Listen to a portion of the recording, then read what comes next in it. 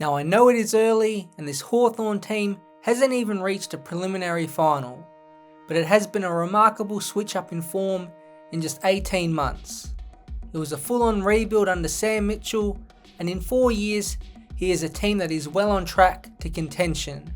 But when we think of rebuilding, we think of draft picks.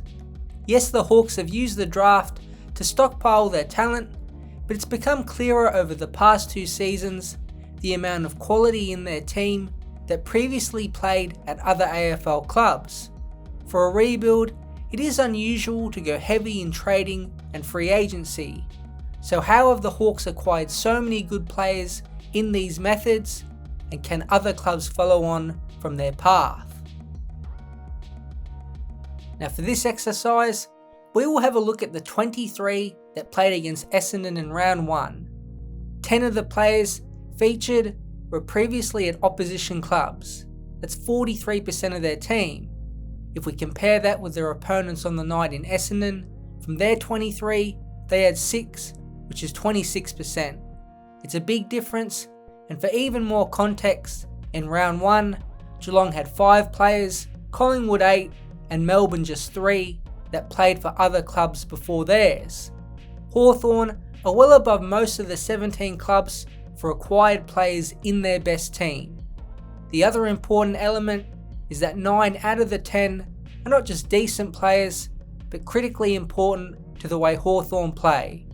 Tom Barrass and Josh Battle are key defensive pillars, Jarman Impey and Carl Amon are elite kicks, Massimo D'Ambrosio patrols his own wing, Lloyd Meek is a top ruck in the competition, and Mabior Chol for now is holding down the key forward post. Throw in Jack Scrimshaw as another tall rebound defender, and Jack Ginnivan as a part of the best small forward unit in the AFL. Even Sam Frost, who is the 10th player, had an outstanding season last year and now looks to be useful as a sub to come on and allow players like Sicily and Weddle to move forward. The traded in and free agency pickups cover all the lines and are critical members of the way Sam Mitchell wants his team to play. Now, trading in players and getting the best out of them always involves a little bit of luck.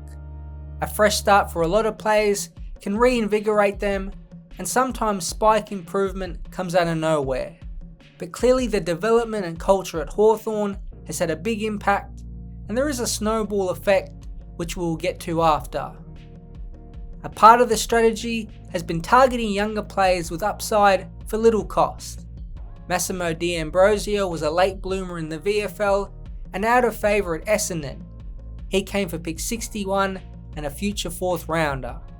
Jack Ginnivan was essentially given away by Collingwood in a trade that involved an array of pick swaps, and former pick 7 in Jack Scrimshaw was traded alongside a future 4th round pick to the Hawks for just a future 3rd round pick in return. Even Lloyd Meek, who joined Hawthorn at just 24, was picked up in exchange for Jaeger O'Meara, and he came along with a future 2nd rounder. The point is, all these players were young with upside, but the most important part is that they cost Hawthorn next to nothing. All were traded in for late round selections or pick swaps, and essentially were free hits. If they went wrong, so be it. It's not like the Hawks gave up 1st or 2nd round selections, where pressure is on the traded in player to perform straight away.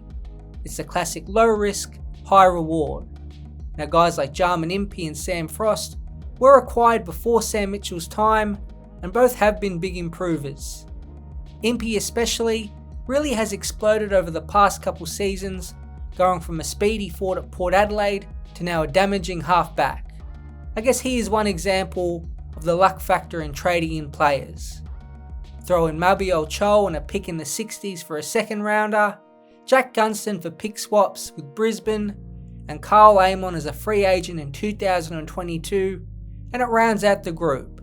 The same thing applies for these guys. Picked up relatively cheap, Amon for nothing as he was a free agent. If Gunston flopped, who cares?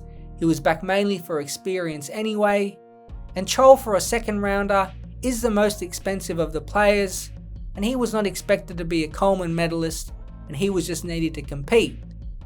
It's been great business over the past few trade periods and different to a lot of other clubs. No big fish hunting, giving up stacks of high picks, just cheap role players with upside, and no huge impact on future drafting if they flopped. With the success of this method, it now allows the Hawks to up the trade ante. It's pretty simple. Fringe players or those wanting to join a strong club can look at D'Ambrosio, Ginnivan and Meek's improvement and the overall culture at the club and want to join. It's a similar thing we see at Geelong. Great development is always attractive and winning games helps too. We got no better example of this than with Josh Battle and Tom Barrass in the last trade period. Both obviously saw the success of Hawthorn last season and the team's growth under Mitchell and made the decision to leave their clubs. It's that snowball effect of others joining and then performing well, which leads to others in the future doing the exact same thing. Again, sure, luck is a factor, but Hawthorn have done just about everything you can to become a destination club for all types of players. And it's likely to continue on into the future as well.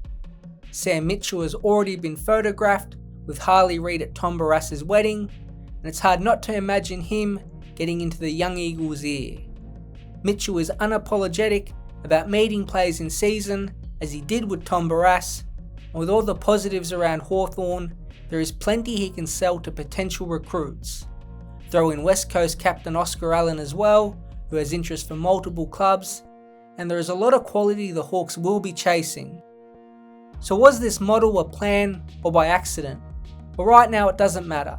They have picked up so many basement bargain players and developed them that Hawthorn is now only one of a handful of true destination places. From the outside, it feels like this has crept up on everybody slowly, and piece by piece, the Hawks have assembled a program and development system that measures up with the Geelongs of the world. They are mastering the art of turning so-so players into first team regulars and even stars.